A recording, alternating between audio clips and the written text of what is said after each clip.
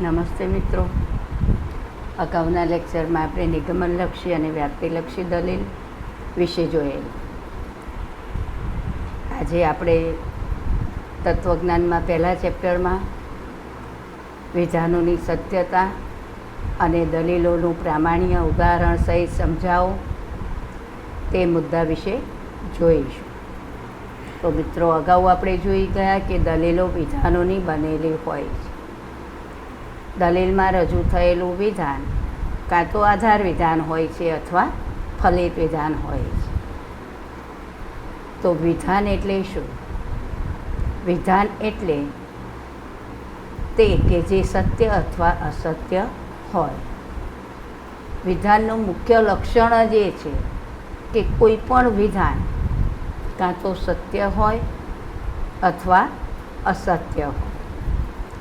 કોઈ પણ વિધાન સત્ય પણ હોય અને અસત્ય પણ હોય એવું એક સાથે સંભવી શકે નહીં.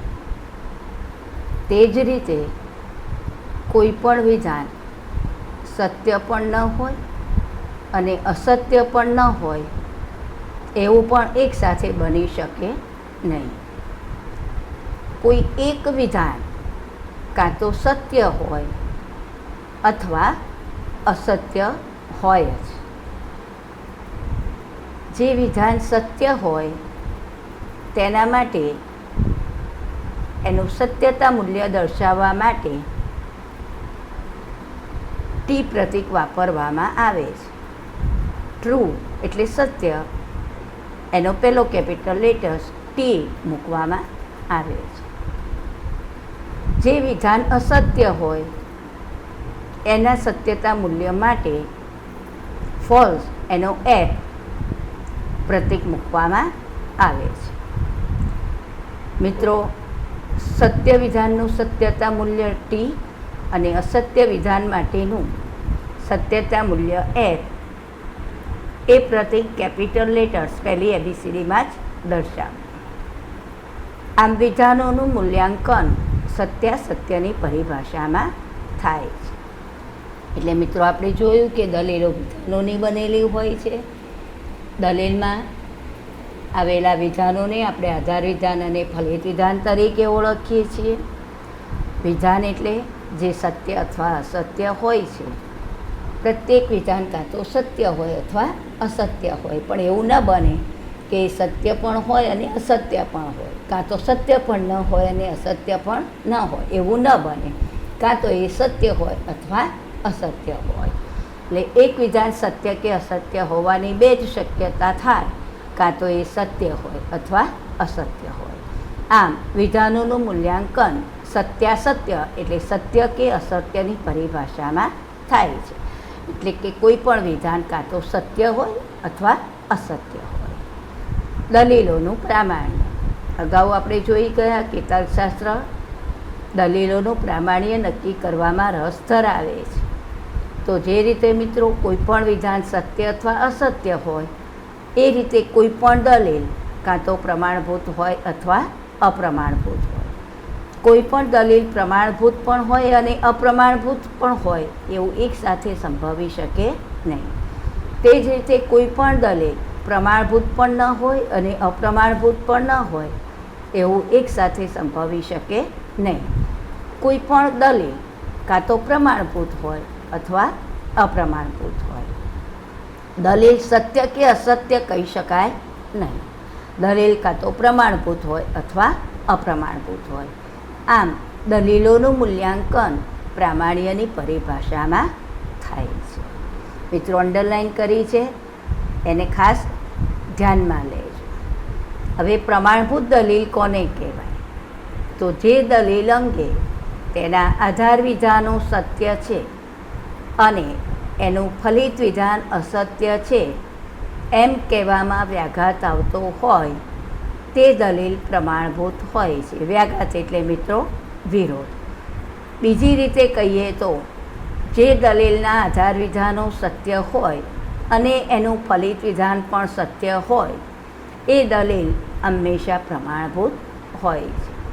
જે દલીલના આધાર વિધાન અને ફલિત વિધાન વચ્ચે ગર્ભિતાર્થ સંબંધ હોય તે દલીલ પ્રમાણભૂત બને છે.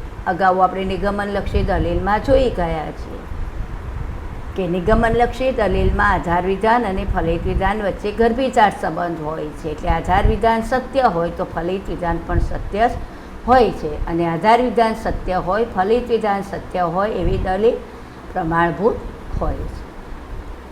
અપ્રમાણભૂત દલીલ: જે દલીલ અંગે એના આધાર વિધાનો સત્ય છે અને એનું ફલિત વિધાન અસત્ય છે એમ કહેવામાં વ્યાઘાત આવતો ન હોય, વ્યાઘાત એટલે વિરોધ, તે દલીલ અપ્રમાણભૂત હોય છે. જે દલીલના આધાર વિધાન અને ફલિત વિધાન વચ્ચે ગર્ભિતાર્થ સંબંધ ન હોય તે દલીલ અપ્રમાણભૂત બને છે. જે દલીલના આધાર વિધાનો સત્ય હોય અને ફલિત વિધાન અસત્ય હોય તેવી દલીલ હંમેશા અપ્રમાણભૂત હોય છે. એટલે મિત્રો, પ્રમાણભૂત દલીલ કોને કહેવાય એ આવડે તો આપણને અપ્રમાણભૂત દલીલ આપોઆપ આવડશે. જે દલીલ અંગે એના આધાર વિધાનો સત્ય છે, એનું ફલિત વિધાન અસત્ય છે એમ કહેવામાં વ્યાઘાત આવતો હોય, આધાર વિધાન અને ફલિત વિધાન વચ્ચે ગર્ભિતાર્થ સંબંધ હોય, આધાર વિધાન સત્ય હોય, ફલિત વિધાન પણ સત્ય હોય તો એ દલીલ પ્રમાણભૂત હોય. જે દલીલ અંગે એના આધાર વિધાનો સત્ય છે, ફલિત વિધાન અસત્ય છે એમ કહેવામાં વ્યાઘાત આવતો ન હોય, આધાર વિધાન અને ફલિત વિધાન વચ્ચે ગર્ભિતાર્થ સંબંધ ન હોય, આધાર વિધાન સત્ય હોય અને ફલિત વિધાન અસત્ય હોય એવી દલીલ ક્યારેય પ્રમાણભૂત હોય નહીં, અપ્રમાણભૂત જ હોય. હવે મિત્રો, અત્યાર સુધી આપણે જોયું કે વિધાનોનું પ્રામાણ્ય સત્યાસત્યની પરિભાષામાં, દલીલનું પ્રામાણ્ય મૂલ્યાંકન પ્રામાણ્યની પરિભાષામાં થાય છે. પ્રમાણભૂત દલીલ એટલે શું, અપ્રમાણભૂત દલીલ એટલે શું? હવે આપણે જોઈએ વિધાનોની સત્યતા અને દલીલના પ્રામાણ્ય વચ્ચે શું સંબંધ છે. એટલે શું કે આધાર વિધાન કે ફલિત વિધાન સત્ય કે અસત્ય છે તો એને દલીલ પ્રમાણભૂત છે કે અપ્રમાણભૂત એની સાથે શું સંબંધ છે. તો મિત્રો, કોઈ પણ દલીલમાં ઓછામાં ઓછા બે વિધાનો હોય છે, આધાર વિધાન અને ફલિત વિધાન. બેથી વધારે વિધાનો પણ હોઈ શકે છે. એટલે આધાર વિધાનની સંખ્યા એક અથવા એકથી વધુ હોઈ શકે છે, પરંતુ કોઈ પણ દલીલમાં ફલિત વિધાનની સંખ્યા એક અને માત્ર એક જ હોય છે. હવે આપણે દલીલની વાત કરીએ છીએ તો દલીલમાં ઓછામાં ઓછા બે વિધાન હોય, આધાર વિધાન અને ફલિત વિધાન. તો જો બે વિધાન હોય કોઈ પણ દલીલમાં તો એની સત્ય અસત્ય હોવાની શક્યતાઓ કેટલી? આ બંને વિધાનો સત્ય અને અસત્ય હોવાની 4 શક્યતાઓ થાય. પહેલી શક્યતા, આધાર વિધાન પણ સત્ય હોય, ફલિત વિધાન પણ સત્ય હોય, આધાર વિધાન કે આધાર વિધાનનો. બીજી શક્યતા, આધાર વિધાન ટી એટલે સત્ય, ફલિત વિધાન એફ એટલે અસત્ય. એટલે આધાર વિધાન સત્ય હોય, ફલિત વિધાન અસત્ય હોય. ત્રીજી શક્યતા, આધાર વિધાન અસત્ય હોય, એફ એટલે અસત્ય, ફલિત વિધાન સત્ય હોય. ચોથી શક્યતા, આધાર વિધાન પણ અસત્ય હોય અને ફલિત વિધાન પણ અસત્ય હોય. તો મિત્રો, કોઈ પણ દલીલમાં બે વિધાનો હોય તો બે વિધાનો સત્ય અસત્ય હોવાની 4 શક્યતા થાય. બંને વિધાનો ટી એટલે સત્ય હોય, આધાર વિધાન ટી એટલે સત્ય, એફ એટલે અસત્ય, ફલિત વિધાન અસત્ય હોય, આધાર વિધાન સત્ય હોય. ત્રીજી શક્યતા, આધાર વિધાન એફ એટલે અસત્ય હોય, ફલિત વિધાન ટી એટલે સત્ય હોય. ચોથી શક્યતા, એફ એટલે અસત્ય, આધાર વિધાન એફ એટલે અસત્ય હોય, ફલિત વિધાન પણ એફ એટલે અસત્ય હોય. સત્ય માટે ટી મૂલ્ય આપ્યું છે, અસત્ય માટે એફ મૂલ્ય આપ્યું છે. હવે મિત્રો, પહેલી શક્યતા મુજબ જો આધાર વિધાન પણ સત્ય હોય, ફલિત વિધાન પણ સત્ય હોય તો એવી દલીલ પ્રમાણભૂત પણ હોઈ શકે, અપ્રમાણભૂત પણ હોઈ શકે. બીજી શક્યતા, આધાર વિધાન સત્ય હોય, ફલિત વિધાન અસત્ય હોય તો એવી દલીલ ક્યારેય પ્રમાણભૂત હોઈ શકે નહીં. એવી દલીલ હંમેશા અપ્રમાણભૂત જ હોય. અહીંયા આપણે લખ્યું છે આધાર વિધાનો સત્ય હોય અને ફલિત વિધાન અસત્ય હોય એવી દલીલ હંમેશા અપ્રમાણભૂત જ હોય છે. ત્રીજી શક્યતા, આધાર વિધાન અસત્ય હોય, ફલિત વિધાન સત્ય હોય તો તેવી દલીલ પ્રમાણભૂત પણ હોઈ શકે, અપ્રમાણભૂત પણ હોઈ શકે. ચોથી શક્યતા, આધાર વિધાન અસત્ય છે, ફલિત વિધાન અસત્ય છે તો એવી દલીલ પ્રમાણભૂત પણ હોઈ શકે, અપ્રમાણભૂત પણ હોઈ શકે. તો મિત્રો, વિધાનોની સત્યતા અને દલીલના પ્રામાણ્યનો સંબંધ આપણે આ સત્યતા આ કોષ્ટક દ્વારા દર્શાવી શકીએ કે આધાર વિધાન સત્ય હોય, ફલિત વિધાન સત્ય હોય એવી દલીલ પ્રમાણભૂત પણ હોય, અપ્રમાણભૂત પણ હોય. આધાર વિધાન સત્ય હોય, ફલિત વિધાન અસત્ય હોય એવી દલીલ માત્ર અપ્રમાણભૂત હોય. આધાર વિધાન અસત્ય હોય, ફલિત વિધાન સત્ય હોય એવી દલીલ પ્રમાણભૂત પણ હોય, અપ્રમાણભૂત પણ હોય. આધાર વિધાન અને ફલિત વિધાન બંને અસત્ય હોય એવી દલીલ અપ્રમાણભૂત હોય છે. હવે મિત્રો, આપણે ઉદાહરણ સહિત આપણે હવે એની સમજૂતી જોઈએ. તો હવે એમાં પહેલી શક્યતા જોઈ ગયા કે આધાર વિધાન પણ સત્ય હોય અને ફલિત વિધાન પણ સત્ય હોય. તો અહીંયા આપણે દલીલ જોઈએ છે, આધાર વિધાન ટી એટલે સત્ય અને ફલિત વિધાન પણ ટી હોય એવી દલીલો. પ્રમાણભૂત દલીલ, હવે એવી દલીલ પ્રમાણભૂત પણ હોય છે અને અપ્રમાણભૂત પણ હોય છે. તો એવી દલીલ સર્વ માનવી મરણશીલ છે, સર્વ વૈજ્ઞાનિકો માનવી છે, સર્વ વૈજ્ઞાનિકો મરણશીલ છે. મિત્રો, અહીંયા આગળ 3 પદો છે, માનવી, મરણશીલ, વૈજ્ઞાનિકો. આપણે પહેલા પદને એ સંજ્ઞા આપવાની છે, મરણશીલને બી સંજ્ઞા આપવાની છે, વૈજ્ઞાનિકોને સી સંજ્ઞા આપવાની છે. દરેક સંજ્ઞા 2 વખત આવશે. તો અહીંયા માનવી માટે એ સંજ્ઞા આપી છે, મરણશીલ માટે બી સંજ્ઞા આપી છે, વૈજ્ઞાનિકો માટે સી સંજ્ઞા આપી છે, માનવી માટે એ સંજ્ઞા આપી છે. વૈજ્ઞાનિકો ફરી આવ્યું એટલે સી સંજ્ઞા, મરણશીલ ફરી આવ્યું એટલે બી સંજ્ઞા. આ દલીલ છે, આ એનું રૂપ છે. સર્વ એ બી છે, સર્વ સી એ છે, સર્વ સી બી છે. મિત્રો, દરેક સંજ્ઞા 2 વખત આવશે અને કોઈ પણ દલીલમાં 3 પદો હશે. તો હવે આ દલીલમાં આધાર વિધાન પણ સત્ય છે, ફલિત વિધાન પણ સત્ય છે. એવી દલીલ અગાઉ આપણે જોયું કે પ્રમાણભૂત પણ હોય અને અપ્રમાણભૂત પણ હોય.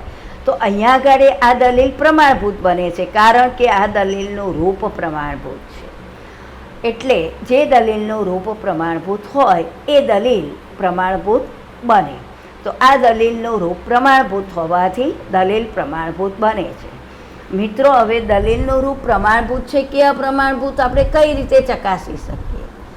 તો એના વિશે આપણે પછીના ચેપ્ટરોમાં જોવાનું છે, પણ અત્યારે આપણે સરળ રીતે યાદ રાખવાનું કે માટેનું નિશાન કરીને આ ફલિત વિધાન દર્શાવ્યું છે, એમાં સી બી સંજ્ઞા આવે તો એ પ્રમાણભૂત. માટેનું કરીને ફલિત વિધાન જે દર્શાવેલું છે એમાં સી બી સંજ્ઞા આવે તો એ દલીલ પ્રમાણભૂત, સી એ આવે તો એ દલીલ અપ્રમાણભૂત. હવે આવી જ દલીલ આધાર વિધાન પણ સત્ય હોય અને ફલિત વિધાન પણ સત્ય હોય એવી દલીલ અપ્રમાણભૂત પણ હોય છે. સર્વ માનવી મરણશીલ છે, સર્વ વૈજ્ઞાનિકો મરણશીલ છે, સર્વ વૈજ્ઞાનિકો માનવી છે. માનવી માટે એ સંજ્ઞા, મરણશીલ માટે બી, વૈજ્ઞાનિકો માટે સી. મરણશીલ આવ્યું એટલે બી, વૈજ્ઞાનિકો સી, માનવી એ. આ દલીલનું રૂપ થયું સર્વ એ બી છે, સર્વ સી બી છે, તેથી સર્વ સી એ છે. તો મિત્રો, અહીંયા આગળ ફલિત વિધાનમાં સી એ સંજ્ઞા આવી એટલે આ દલીલ અપ્રમાણભૂત છે, કારણ કે આ દલીલનું રૂપ અપ્રમાણભૂત છે, માટે દલીલ અપ્રમાણભૂત છે. એટલે મિત્રો, પહેલી શક્યતા આપણે જોઈ કે આધાર વિધાન સત્ય હોય, ફલિત વિધાન સત્ય હોય તેવી દલીલ પ્રમાણભૂત પણ હોઈ શકે અને અપ્રમાણભૂત પણ હોઈ શકે. હવે બીજી શક્યતા, આધાર વિધાન સત્ય અને ફલિત વિધાન અસત્ય હોય તો એવી દલીલ અગાઉ આપણે કોષ્ટકમાં જોઈ ગયા કે એવી દલીલ હંમેશા અપ્રમાણભૂત જ હોય છે, પ્રમાણભૂત હોતી નથી. આ કોષ્ટકના સંદર્ભમાં આપણે આ ઉદાહરણો સમજીએ છીએ. આ પહેલી શક્યતા જોઈ ગયા. હવે બીજી શક્યતા આપણે આવ્યા છીએ કે આધાર વિધાન સત્ય, ફલિત વિધાન અસત્ય હોય એવી દલીલ પ્રમાણભૂત હોતી નથી, માત્ર અપ્રમાણભૂત જ હોય છે. તો આપણે એનું ઉદાહરણ જોઈએ. તો આધાર વિધાન સત્ય હોય અને ફલિત વિધાન અસત્ય હોય એવી દલીલ પ્રમાણભૂત હોતી નથી, અપ્રમાણભૂત જ હોય છે. હવે અપ્રમાણભૂત દલીલનું ઉદાહરણ: સર્વ હાથીઓ મરણશીલ છે, સર્વ વાનરો મરણશીલ છે, માટે સર્વ વાનરો હાથીઓ છે. અહીંયા આધાર વિધાન સત્ય છે, ફલિત વિધાન સત્ય છે, પણ સર્વ વાનરો હાથીઓ છે. બંને આધાર વિધાનો સત્ય છે, મિત્રો, બંને આધાર વિધાનો સત્ય છે, પણ ફલિત વિધાન સર્વ વાનરો હાથીઓ છે એ અસત્ય છે. તો અહીંયા આગળ હાથીઓ માટે એ સંજ્ઞા, મરણશીલ માટે બી સંજ્ઞા, વાનરો માટે સી સંજ્ઞા. મરણશીલ છે એટલે ફરી બી આપીએ છીએ, વાનરો ફરી સી, અને હાથીઓ માટે એ. તો મિત્રો, ફલિત વિધાનમાં સી એ સંજ્ઞા આવે છે એટલે આ દલીલ અપ્રમાણભૂત બને છે. ત્રીજી શક્યતા: આધાર વિધાન અસત્ય હોય અને ફલિત વિધાન સત્ય હોય એવી દલીલ પ્રમાણભૂત પણ હોય છે, અપ્રમાણભૂત પણ હોય છે. સર્વ મૂડીવાદીઓ સમાજવાદી છે, સર્વ સામ્યવાદીઓ મૂડીવાદીઓ છે, માટે સર્વ સામ્યવાદીઓ સમાજવાદીઓ છે. મૂડીવાદી માટે એ, સમાજવાદી માટે બી, સામ્યવાદી માટે સી. મૂડીવાદી ફરી આવ્યું માટે એ, સામ્યવાદી ફરી આવ્યું સી, સમાજવાદી ફરી આવ્યું બી. આ રૂપ છે સર્વ એ બી છે, સર્વ સી એ છે, તેથી સર્વ સી બી છે. આ રૂપ છે. હવે અહીંયા ફલિત વિધાનમાં સર્વ સી બી આવ્યું એટલે આ દલીલ પ્રમાણભૂત છે, કારણ કે એનું રૂપ પ્રમાણભૂત છે. હવે આવી દલીલ અપ્રમાણભૂત પણ હોય છે. તો સર્વ સમાજવાદીઓ મૂડીવાદીઓ છે, સર્વ સામ્યવાદીઓ મૂડીવાદીઓ છે, સર્વ સામ્યવાદીઓ સમાજવાદીઓ છે. સમાજવાદીઓ એ, મૂડીવાદીઓ બી, સામ્યવાદીઓ સી. રૂપ સર્વ એ બી છે, સર્વ સી બી છે, સર્વ સી એ છે. અહીંયા આગળ ફલિત વિધાનમાં સી એ આવ્યું એટલે આ દલીલનું રૂપ અપ્રમાણભૂત છે, માટે દલીલ અપ્રમાણભૂત છે. ચોથી શક્યતા: આધાર વિધાન પણ અસત્ય અને ફલિત વિધાન પણ અસત્ય હોય એવી દલીલ. એવી દલીલ પણ પ્રમાણભૂત પણ હોય છે અને અપ્રમાણભૂત પણ હોય છે. પહેલાં પ્રમાણભૂત દલીલ: સર્વ પશુઓ પંખીઓ છે, સર્વ જંતુઓ પશુઓ છે, તેથી સર્વ જંતુઓ પંખીઓ છે. મિત્રો, અહીંયા આધાર વિધાનો પણ અસત્ય છે અને ફલિત વિધાન પણ અસત્ય છે. તો સર્વ પશુઓ પંખીઓ છે, પશુઓ માટે એ, પંખીઓ માટે બી, જંતુઓ માટે સી. સર્વ એ બી છે, સર્વ સી એ છે, તેથી સર્વ સી બી છે. આ દલીલનું રૂપ છે. તો આ અહીંયા ફલિત વિધાનમાં સી બી સંજ્ઞા છે, માટે આ દલીલનું રૂપ પ્રમાણભૂત છે, માટે આ દલીલ પ્રમાણભૂત બને છે. હવે એ પછી જોઈએ કે આવી દલીલ આધાર વિધાન પણ અસત્ય હોય અને ફલિત વિધાન પણ અસત્ય હોય તો એવી દલીલ અપ્રમાણભૂત હોય છે. સર્વ પંખીઓ પશુઓ છે, સર્વ જંતુઓ પશુઓ છે, સર્વ જંતુઓ પંખીઓ છે. પંખીઓ માટે એ, પશુઓ માટે બી, જંતુઓ માટે સી. હવે આ દલીલમાં રૂપ છે સર્વ એ બી છે, સર્વ સી બી છે, સર્વ સી એ છે. અહીંયા આગળ ફલિત વિધાનમાં સી એ સંજ્ઞા છે, તેથી આ રૂપ અપ્રમાણભૂત છે, તેથી દલીલ પણ અપ્રમાણભૂત બને છે. આમ આપણે જોઈ ગયા કે આધાર વિધાન સત્ય હોય, ફલિત વિધાન સત્ય હોય એવી દલીલ પ્રમાણભૂત પણ હોય, અપ્રમાણભૂત પણ હોય. આધાર વિધાન સત્ય હોય, ફલિત વિધાન અસત્ય હોય એવી દલીલ પ્રમાણભૂત ન હોય, અપ્રમાણભૂત જ હોય. ત્રીજી શક્યતા: આધાર વિધાન અસત્ય હોય, ફલિત વિધાન સત્ય હોય એવી દલીલ પ્રમાણભૂત પણ હોય અને અપ્રમાણભૂત પણ હોય.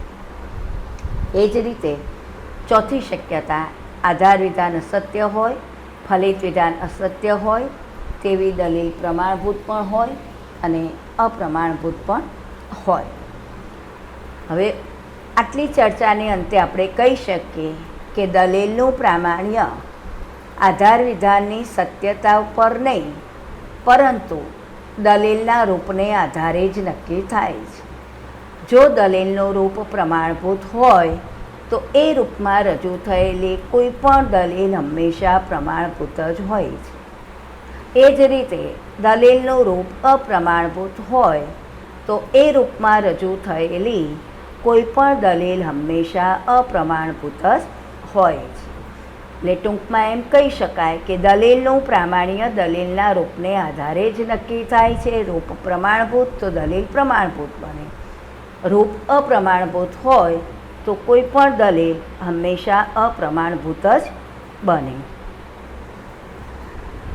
અને તર્કશાસ્ત્ર પણ દલીલોનું પ્રામાણ્ય નક્કી કરતી વખતે દલીલના રૂપને ધ્યાનમાં લે છે, વિષયને નહીં.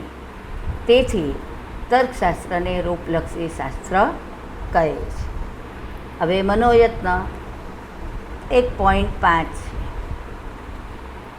નીચે આપેલી દલીલોના રૂપને આધારે દલીલનું પ્રામાણ્ય જણાવો. તો મિત્રો, આ 2 માર્ક્સમાં પૂછાય છે. હું સમજાવું છું એ રીતે વ્યવસ્થિત જ લખવાનું. સર્વ વડીલો પ્રેમાળ વ્યક્તિઓ છે. સર્વ શિક્ષકો વડીલો છે. તેથી સર્વ શિક્ષકો પ્રેમાળ વ્યક્તિઓ છે. હવે અગાઉ આપણે જે રીતે જોયું એ રીતે પહેલાં 3 પદોને આપણે સંજ્ઞા આપી દેવાની છે. વડીલો પ્રેમાળ વ્યક્તિઓ સાથે જ લેવાનું છે અને શિક્ષકો, આ 3 પદને આપણે સંજ્ઞા આપી દઈશું. વડીલો A, પ્રેમાળ વ્યક્તિઓ B અને શિક્ષકો C. એનું રૂપ થશે સર્વ A B છે, સર્વ C A છે. તેથી સર્વ C B છે. હવે પહેલાં આપણે દલીલ લખી, એની નીચે આપણે સંજ્ઞાઓ દર્શાવી A B અને C જ લેવાની.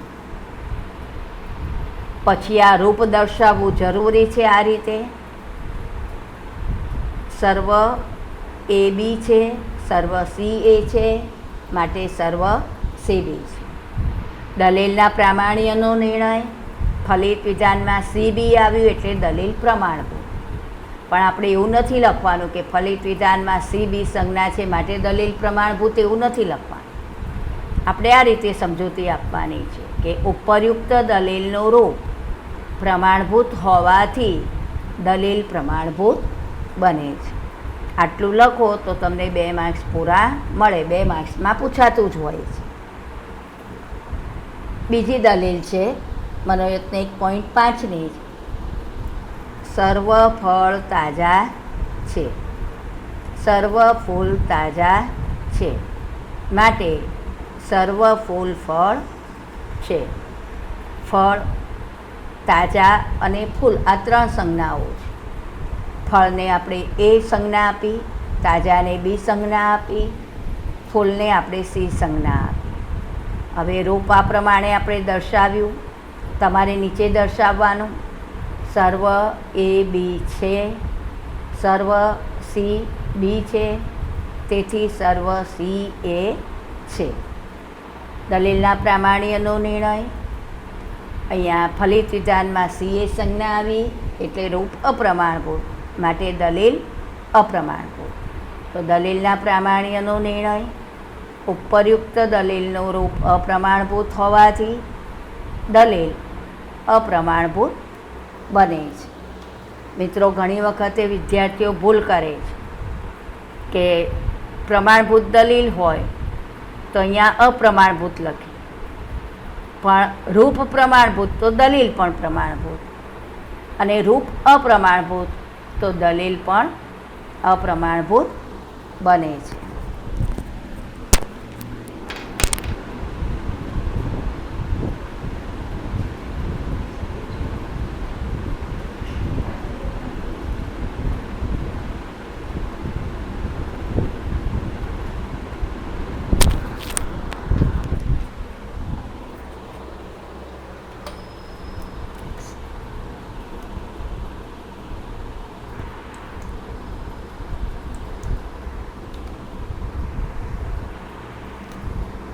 હવે મિત્રો, અગાઉ આપણે બીજી દલીલો જોઈએ, ત્રીજી દલીલ આપણે આવ્યા પુસ્તકમાંથી જોઈશું. સર્વ યુવાનો યોગ કરે છે, કેટલાક શિક્ષકો યોગ કરે છે, માટે કેટલાક શિક્ષકો યુવાનો છે. યુવાનો માટે એ સંજ્ઞા આપવાની, યોગ માટે બી સંજ્ઞા, શિક્ષકો માટે સી સંજ્ઞા. તો અહીંયા આગળ એનો રૂપ થશે સર્વ એ બી છે, કેટલાક, અહીંયા કેટલાક આપ્યું છે માટે આપણે કેટલાક લખવાનું. કેટલાક સી બી છે માટે કેટલાક સી એ છે. ફલિત વિધાનમાં સી એ આવ્યું માટે દલીલ અપ્રમાણભૂત. એનું રૂપ અપ્રમાણભૂત માટે દલીલ અપ્રમાણભૂત બને છે. સર્વ સાધકો શિસ્ત પ્રેમી છે, સર્વ વિદ્યાર્થીઓ સાધકો છે, માટે સર્વ વિદ્યાર્થીઓ શિસ્ત પ્રેમી છે. સાધકો એ, શિસ્ત પ્રેમી બી, વિદ્યાર્થીઓ સી. રૂપ થશે સર્વ એ બી છે, સર્વ સી એ છે, તેથી સર્વ સી બી છે. મિત્રો, અહીંયા આગળ સી બી આવ્યું એટલે દલીલ પ્રમાણભૂત. એટલે ઉપરયુક્ત દલીલનું રૂપ પ્રમાણભૂત હોવાથી દલીલ પ્રમાણભૂત બને છે. સર્વ તત્વચિંતકો બુદ્ધિશાળી છે, સર્વ ગણિતજ્ઞ બુદ્ધિશાળી છે, તેથી સર્વ ગણિતજ્ઞ તત્વચિંતકો છે. તત્વચિંતકો માટે એ, બુદ્ધિશાળી માટે બી, ગણિતજ્ઞ માટે સી. સર્વ એ બી છે, સર્વ સી બી છે, માટે સર્વ સી એ છે. સી એ એટલે રૂપ અપ્રમાણભૂત માટે દલીલ અપ્રમાણભૂત. સર્વ ગુજરાતી સહિષ્ણુ છે, સર્વ અમદાવાદી ગુજરાતી છે, સર્વ અમદાવાદી સહિષ્ણુ છે. ગુજરાતી એ, સહિષ્ણુ બી, અમદાવાદી સી. સર્વ એ બી છે, સર્વ સી એ છે, તે માટે સર્વ સી બી છે. સી બી આવશે એટલે દલીલનું રૂપ પ્રમાણભૂત માટે દલીલ પ્રમાણભૂત. માણસ એ આવશે, અમર બી આવશે, ચિમ્પાન્જી સી આવશે. કોઈ પણ રૂપ એનું કોઈ પણ એ બી નથી, કોઈ પણ સી એ નથી, માટે કોઈ પણ સી બી નથી. સી બી એટલે રૂપ પ્રમાણભૂત માટે દલીલ પ્રમાણભૂત. સર્વ ખેડૂતો ખડતલ છે, સર્વ ખેલાડીઓ ખડતલ હોય છે, માટે સર્વ ખેલાડીઓ ખેડૂતો છે. ખેડૂતો માટે એ, ખડતલ માટે બી, ખેલાડીઓ માટે સી. સર્વ એ બી છે, સર્વ સી એ સી બી છે, તેથી સર્વ સી એ છે. સી એ આવ્યું એટલે રૂપ અપ્રમાણભૂત માટે દલીલ અપ્રમાણભૂત. સર્વ સ્વાતંત્ર્ય સેનાની દેશપ્રેમી છે, કોઈ પણ દેશપ્રેમી સ્વાતંત્ર્ય સેનાની નથી, અને કોઈ પણ દેશદ્રોહી દેશપ્રેમી નથી. આ રીતે મિત્રો સંજ્ઞા આપવાની, અને ફલિત વિધાનમાં સી બી આવે તો દલીલ પ્રમાણભૂત, સી એ આવે તો અપ્રમાણભૂત. દયાળુ એ, ઉદાર વ્યક્તિઓ બી, દાતાઓ સી. તો સર્વ એ બી છે, સર્વ સી બી છે, માટે સર્વ સી એ છે. સી એ આવ્યું એટલે રૂપ અપ્રમાણભૂત માટે દલીલ અપ્રમાણભૂત બનશે. હવે આપણે એક બે વાક્યમાં ઉત્તર આપો.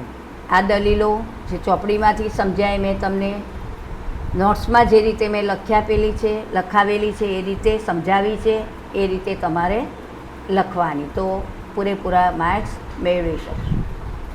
પ્રશ્ન 2, બે શબ્દોમાં જવાબ આપો. નિગમનલક્ષી દલીલમાં કેવા પ્રકારનો સંબંધ હોય છે? નિગમનલક્ષી દલીલમાં ગર્ભિતાર્થ સંબંધ હોય છે. વ્યાપ્તિલક્ષી દલીલમાં કેવા પ્રકારનો સંબંધ હોય છે? વ્યાપ્તિલક્ષી દલીલમાં સંભવિતાર્થ સંબંધ હોય છે.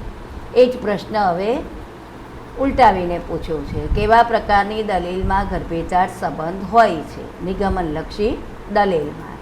કેવા પ્રકારની દલીલમાં સંભવિતાર્થ સંબંધ હોય છે? વ્યાપ્તિલક્ષી દલીલમાં. દલીલના પ્રામાણ્યનો આધાર શેના ઉપર છે? દલીલના પ્રામાણ્યનો આધાર દલીલના રૂપ પર છે. કે જો રૂપ પ્રમાણભૂત, દલીલનું રૂપ પ્રમાણભૂત હોય તો દલીલ પ્રમાણભૂત બને છે, રૂપ અપ્રમાણભૂત હોય તો દલીલ અપ્રમાણભૂત બને છે. વ્યાખ્યા. વિધાન. વિધાન એટલે જે સત્ય કે અસત્ય હોય છે.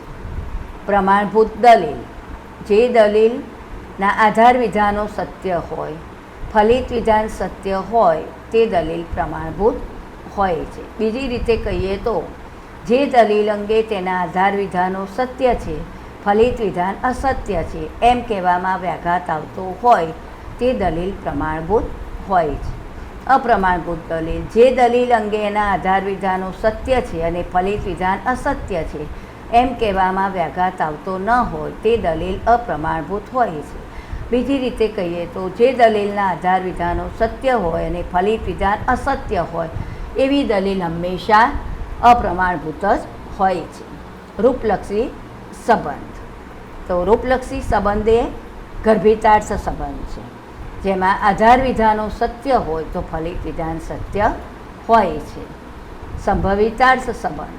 વ્યાપ્તિલક્ષી દલીલમાં આધાર વિધાન અને ફલિત વિધાન વચ્ચે સંભવિતાર્થ સંબંધ હોવાથી આધાર વિધાન સત્ય હોય તો ફલિત વિધાન સત્ય જ હશે એમ કહી શકાતું નથી. ફલિત વિધાન સત્ય પણ હોય અને અસત્ય પણ હોઈ શકે છે.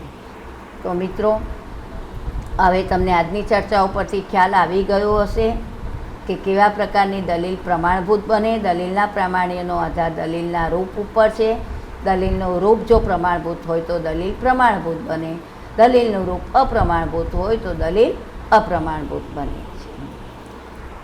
આમ મનોયત્ન 1.5 તમારે સ્વાધ્યાયના ચોપડામાં મેં જે રીતે તમને સમજાવ્યું છે એ રીતે લખવાનું. એટલે આજે મિત્રો આપણે વિધાનોની સત્યતા અને દલીલોના પ્રામાણ્ય વચ્ચે શું સંબંધ છે તેની આપણે ઉદાહરણ સહિત સમજૂતી જોઈ ગયા.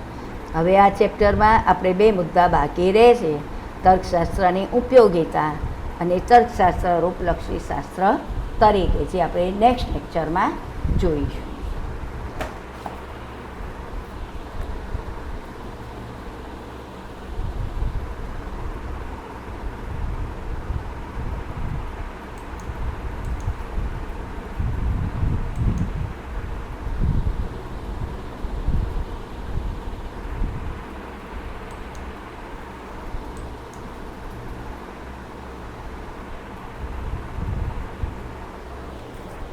Mm-hmm.